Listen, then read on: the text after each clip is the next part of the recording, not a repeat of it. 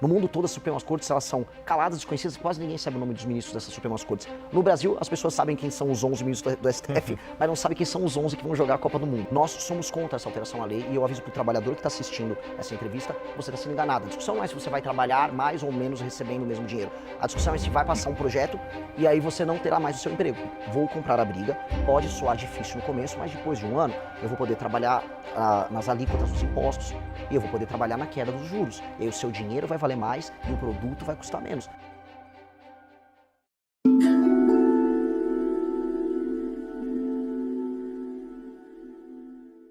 Como prometido, antes do intervalo, hora de entrevista importante aqui no nosso jornal, a gente tem ouvido os pré-candidatos à presidência da República, os nomes que já estão colocados hoje. É dia de recebermos aqui no estúdio em São Paulo Renan Santos, que é pré-candidato pelo Partido Missão, partido recém-fundado pelo movimento MBL. Larissa Rodrigues está comigo nessa jornada aqui, direto de Brasília, aqui no telão.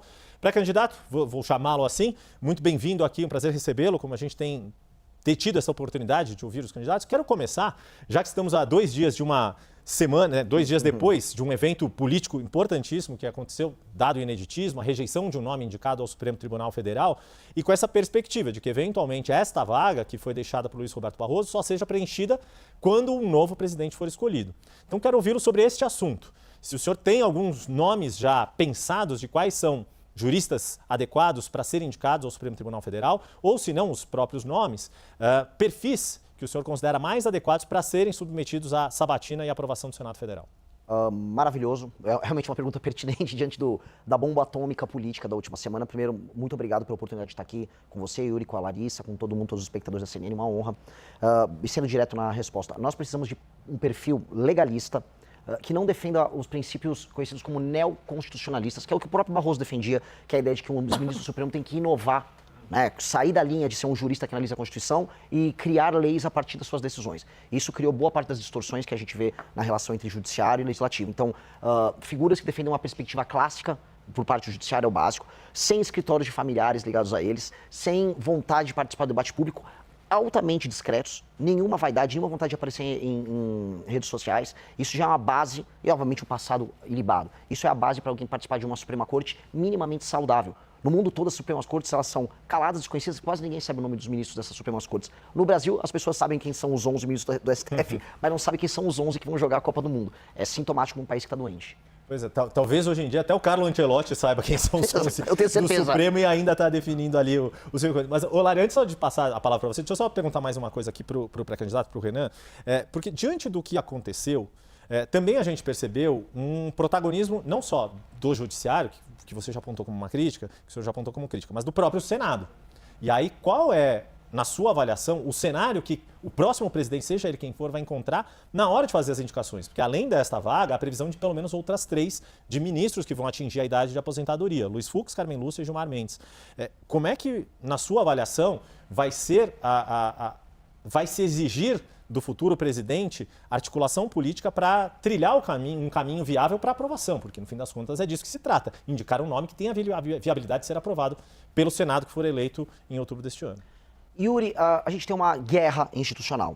É uma guerra institucional entre legislativo e judiciário, pelos motivos mais diversos, e por vezes a gente vê aliança entre eles. O que mais se comenta é uma aliança entre uma parte do STF e parte dos senadores, ontem pela derrubada, anteontem, pela derrubada do Messias, somado também à derrubada da CPI do Banco Master. Tá? A CPI do Banco Master, ela seria na prática um problema para ministros do STF e para membros do Senado. Basta ver que o Alcolumbre ele está envolvido, a começar pelo barrigão dele, com o escândalo do Master. O Alcolumbre é uma figura que tem muito medo dos desdobramentos. Basta ver a questão previdenciária do Amapá.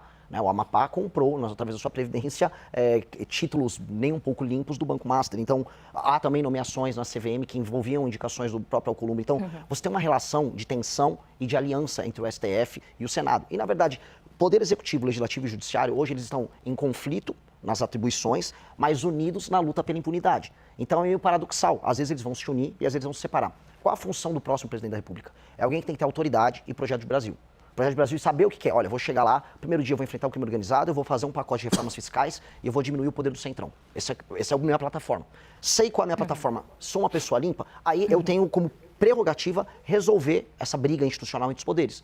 E colocar na caixinha, o judiciário onde precisa ser colocado na caixinha, usando o Congresso e colocar o Congresso na caixinha quando necessário. Um exemplo claro, o Flávio Dino, que é uma figura política que está do outro lado, né, eu não concordo com ele nas premissas dele, ele está fazendo um trabalho que é importante em fiscalizar as emendas parlamentares de boa parte dos corruptos, dos bandidos que controlam o Centrão. Pois bem, não teria problema algum em me aliar com o Flávio Dino no enfrentamento político aos crimes que são cometidos usando parte do orçamento brasileiro. Mesma coisa me aliar com o Senado quando for para colocar o STF na caixinha.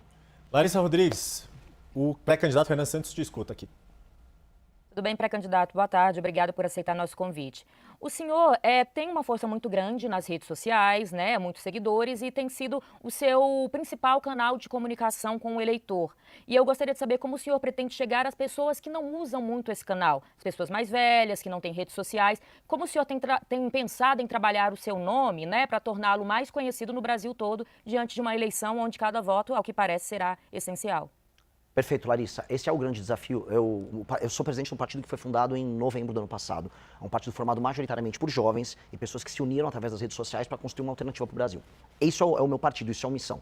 O que nós pudemos fazer até agora? Eu convenci os mais jovens, ou seja, as pessoas que nos acompanham, a nos ouvir e a apoiar o projeto. E aí a pesquisa Atas me coloca já com quase 24% entre o público de 16 a 24 anos, e em alguns cenários com 11 a 14 no público de 25 a 35. Ou seja, é uma força muito grande. No recorte homens desse público de 16 a 24, eu estou em primeiro nas pesquisas.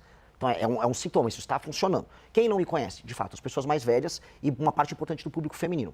O que eu já estou fazendo, que está começando a quebrar esse problema, é um trabalho extenuante de rodar o Brasil de carro e passar em todas as cidades que eu puder e em todas as rádios ser sabatinado igual eu estou fazendo aqui na CNN. Então, quando eu vou numa rádio no interior do Maranhão, no interior do Ceará, no interior de Santa Catarina, eu topo ouvir todas as perguntas, sou muito claro, sou muito aberto, sou muito honesto e apresento minhas propostas. É o que acontece. Naquela comunidade, pessoas mais velhas têm o primeiro contato comigo e aí elas vão me seguir nas redes sociais e a gente começa esse ciclo.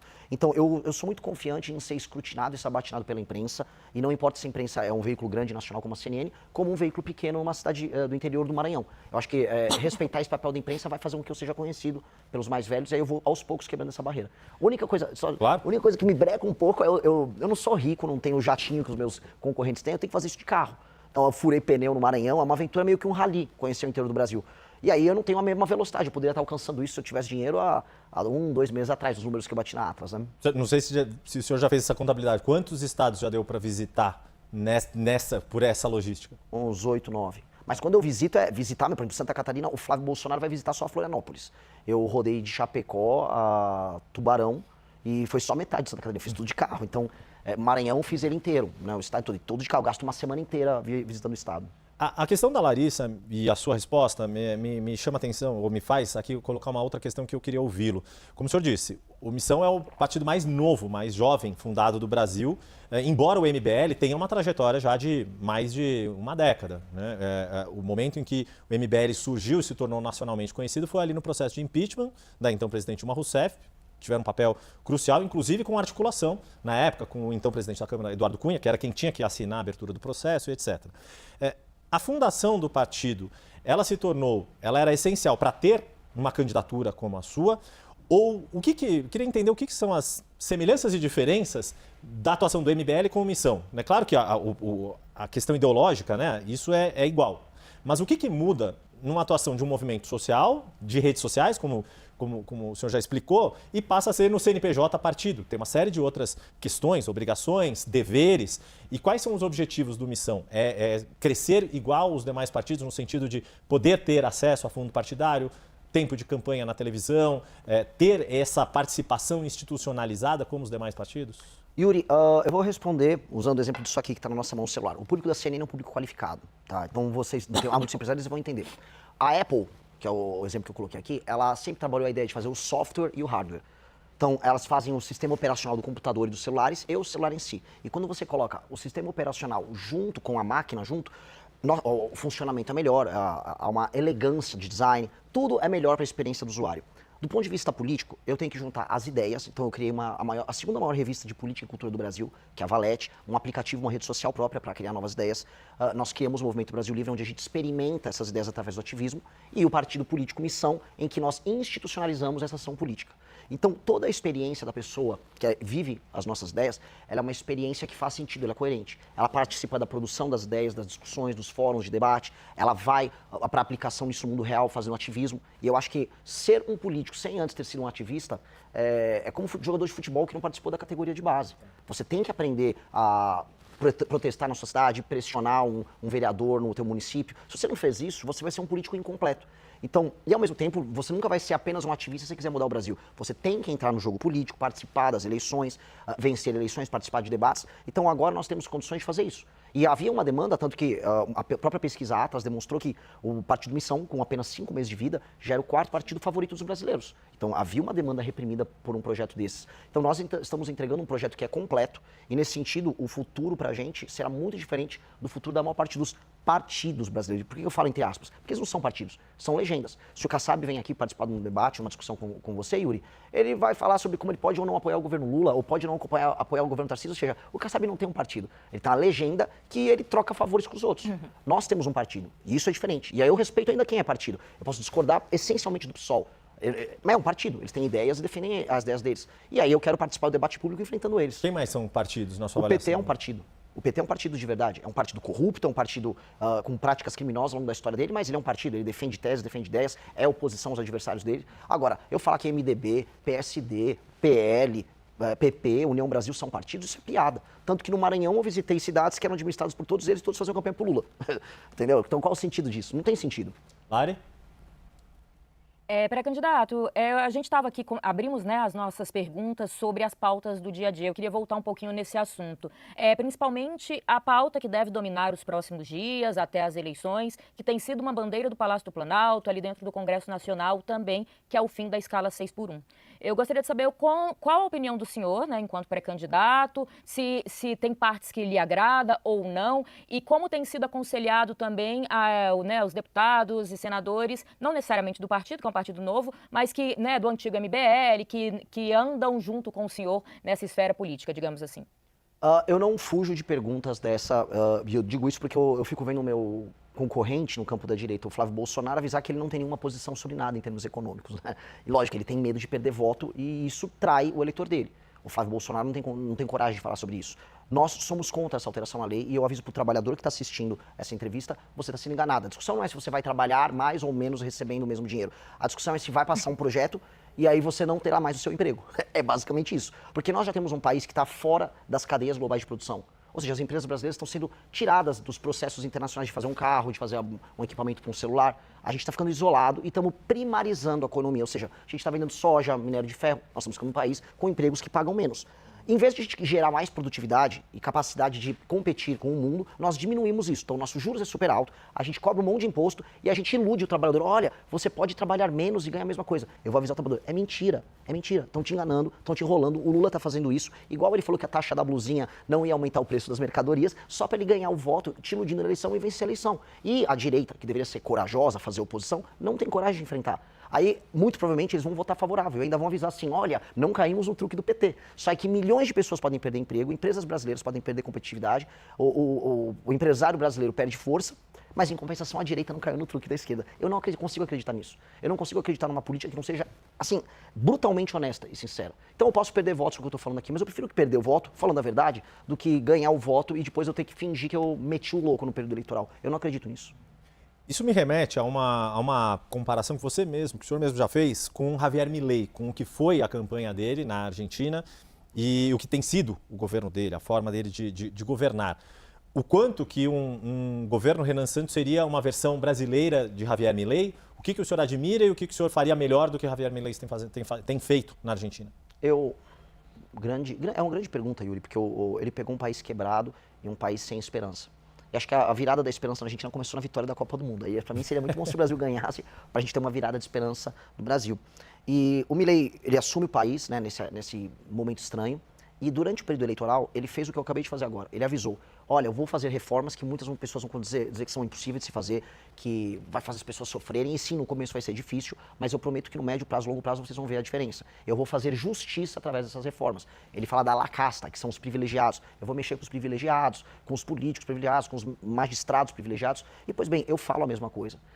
Há uma tradição, porque, assim, eu também quero avisar o eleitor, a pessoa que está nos assistindo agora. Os políticos não fazem propostas, eles falam com os marqueteiros deles e os marqueteiros avisam o que é popular de se falar no meio de uma câmera. E aí ele não vai falar, por exemplo, de uma PEC que nós já protocolamos, que altera o regime fiscal brasileiro. que é uma PEC que faz novamente uma reforma da Previdência, porque vai precisar mexer. Nós já protocolamos, desculpa, só para explicar aqui para quem está nos vendo, pelo deputado Kim Kataguiri, que Kataguiri. é o atual deputado que o Missão tem, foi eleito na época pelo União Brasil, né? Exato. E pôde migrar para o Missão agora. Então ele protocolou, exatamente essa, é uma PEC que altera o regime previdenciário e assim, quem fala para você que não vai fazer reforma nisso está mentindo, que altera as indexações e as vinculações, que são temas muito difíceis de explicar, acho que a gente nem tem tempo de explicar aqui, mas são temas que vão ter uma resposta muito forte da esquerda e dos sindicatos. E aí todo político vai falar com o seu marqueteiro e vai falar, não, isso é impopular. O Milei falou na Argentina, olha, eu vou fazer, eu vou comprar a briga. E eu falo a mesma coisa, nós precisamos comprar essa briga e quem fugir da discussão está mentindo. Mas o que eu aviso também, vou comprar a briga, pode soar difícil no começo, mas depois de um ano eu vou poder trabalhar nas alíquotas dos impostos, e eu vou poder trabalhar na queda dos juros. E aí o seu dinheiro vai valer mais e o produto vai custar menos. Aí você vai sentir que você está ganhando mais dinheiro, você vai ter mais capacidade de pagar suas contas e de viver melhor. O que eu aviso é o brasileiro, né, o corpo da economia brasileira é um corpo doente. E você não vai resolver um corpo que está doente dando sorvete para ele. O Lula ficou oferecendo sorvete para o corpo doente. Ó, toma agora um Vale Gás, toma uma energia elétrica. E o Flávio, ele não fala nada. Ó, não vou falar nada, tá, doente? Eu vou ficar quieto porque uma hora você vai sair andando. Dica, não vai sair andando, o corpo vai morrer e eu vou ter que dar um remédio muito amargo. Mas depois do remédio amargo, o corpo vai voltar a funcionar.